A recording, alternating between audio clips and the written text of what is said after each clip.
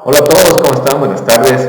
Bueno, la mayoría de ustedes que siguen este tipo de canales de redes sociales se debieron enterar que el día de ayer sucedió un muy anticipado debate entre el apologista católico José Plasencia y el apologista bautista reformado o el pastor bautista reformado Will Graham. Realmente no quería dejar pasar la oportunidad de hacer unos breves comentarios al respecto.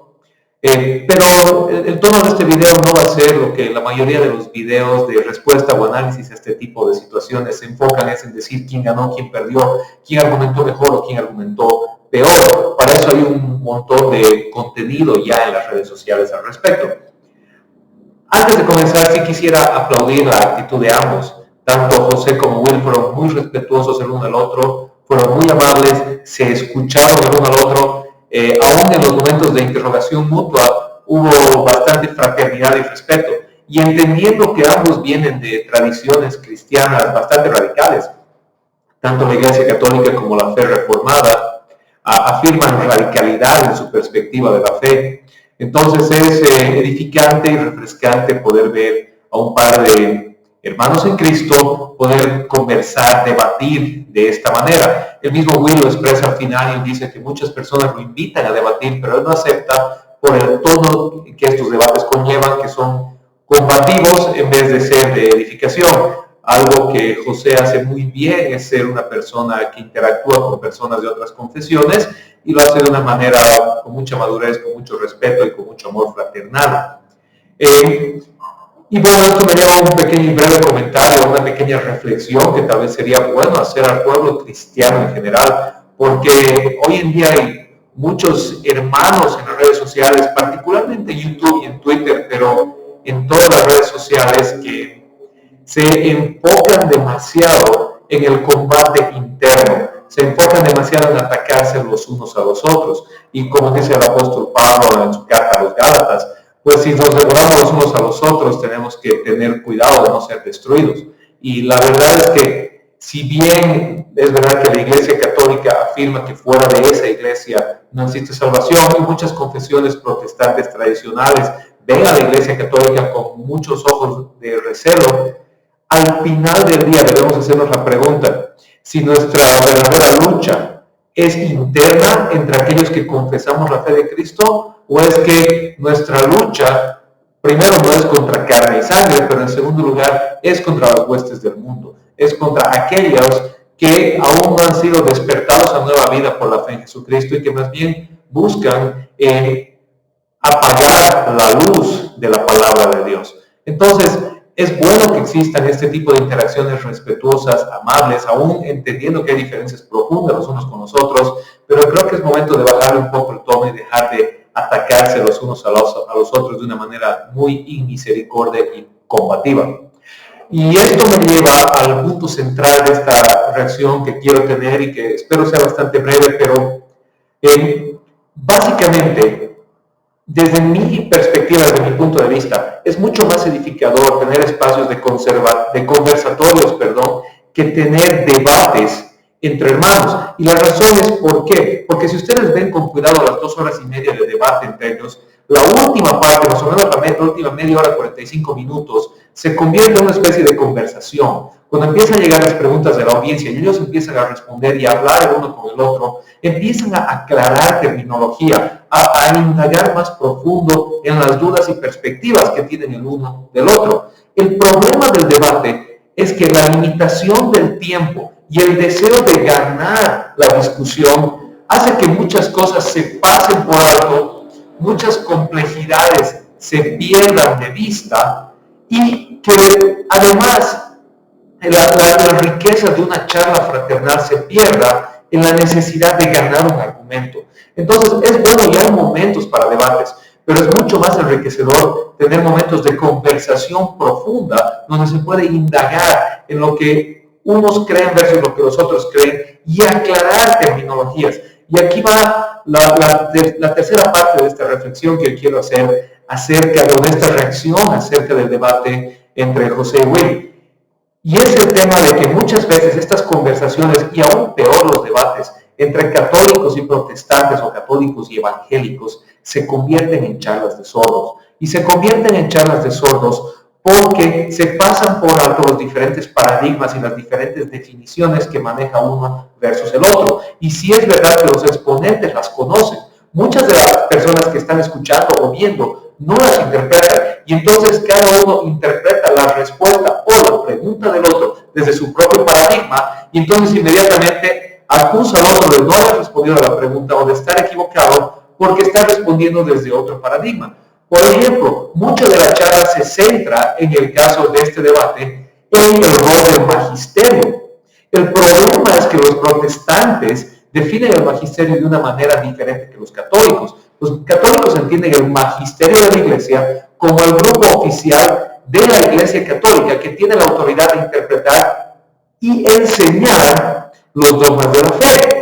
Por otro lado, como Will manejaba la palabra magisterio, él la manejaba desde la perspectiva protestante y aún más amplio desde la perspectiva evangélica de todos aquellos que son maestros de la Iglesia.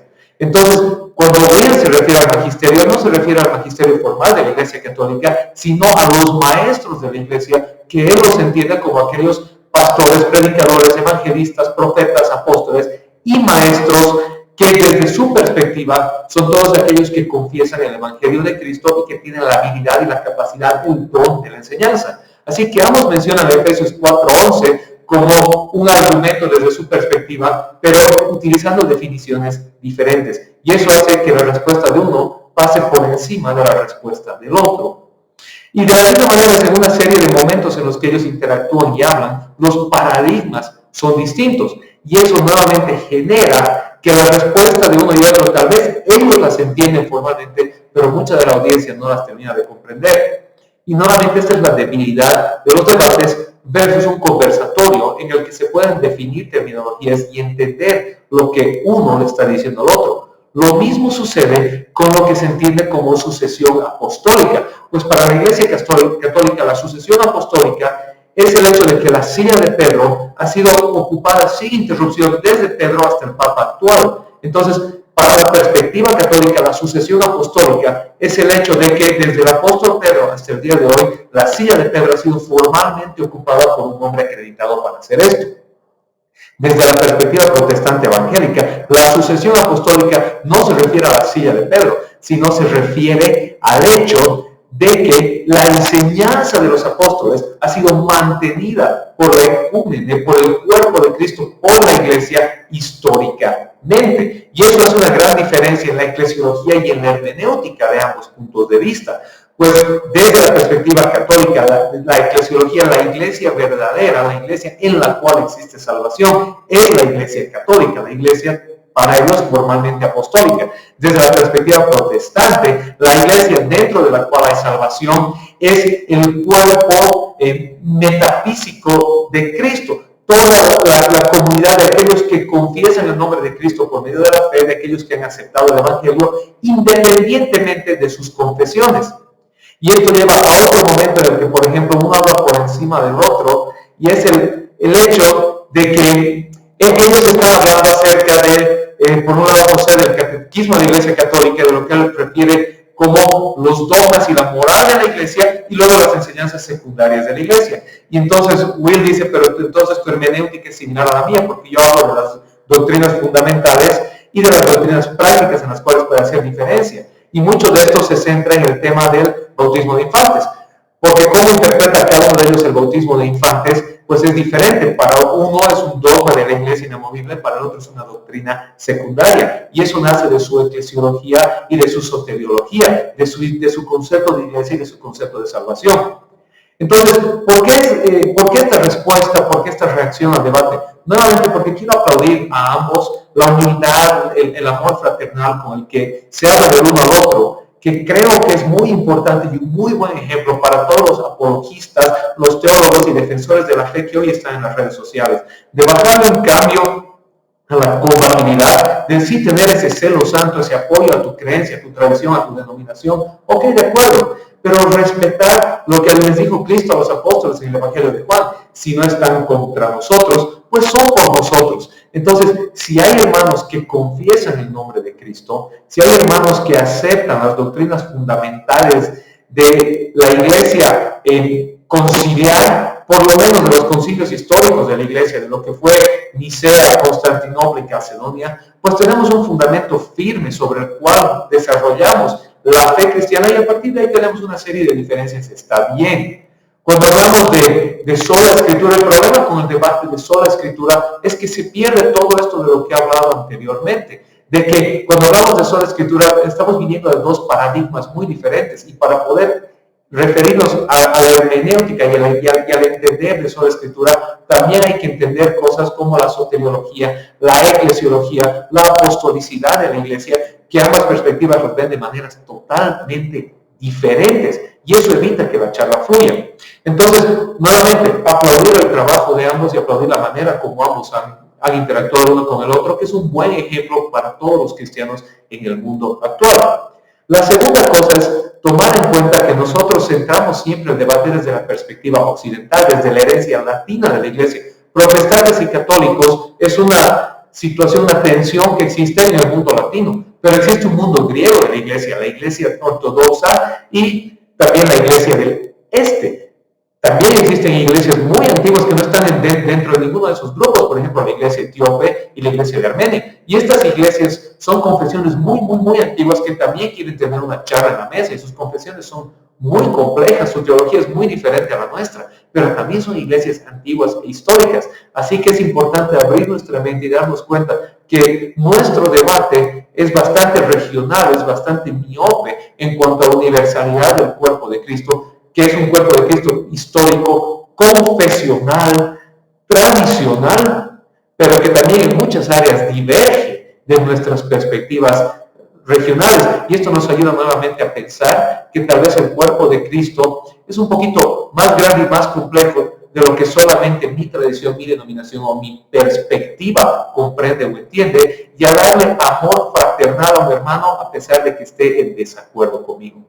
Y finalmente, lo que también decía, que tal vez es más enriquecedor abrir espacios de conversatorios o de tertulias que de debates, porque en una mesa con un café, ya sea virtual o físico, se puede conversar con más soltura sin querer ganar el argumento y lograr tal vez entendernos un poco más los unos a los otros, sin que eso quiere decir convencernos los unos a los otros, pero por lo menos comprender la perspectiva, el contexto y el entendimiento que tiene el uno de una cosa versus lo que tiene el otro. Y de esa manera podernos amar, comprender y aún exhortar los unos a los otros sin tener que entrar en el afán combativo de tener que ganar el argumento.